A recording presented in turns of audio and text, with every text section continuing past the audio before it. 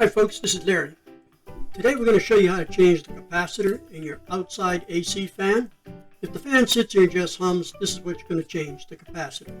Now, what you want to do first is do your safety measures and turn all the power off. Turn off the breakers, turn off the thermostat, and there's a breaker on the outside wall next to the unit.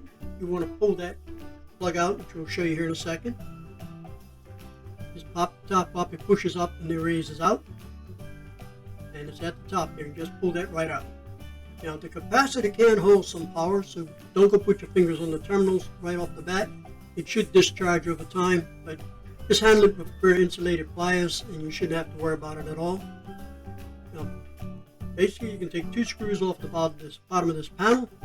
The panel will lift off. That silver thing in the right corner at the top, that there is your capacitor. There's a bracket. There's two screws on it. You do not have to remove them, but you do have to loosen them. The capacitor will slide out of there. Now, you should already have your new capacitor, so what you're going to do is take one wire off at a time. The top of the terminals are marked. One wire off at a time and place it on the new one. If you do it that way, you can't really go wrong.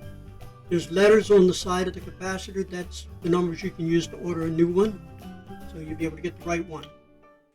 Now, put your wires on. You can put it back up in that bracket, tighten the two screws down, put your cover back on, and you turn your breakers on, and you're going to try the unit. Your fan should work. There's other problems that can cause it, but most of the time it's going to be that capacitor, and your fan should be up and running, and you should be able to stay nice and cool. Thanks for watching the video. Hope it's been some help to you. Have a terrific day.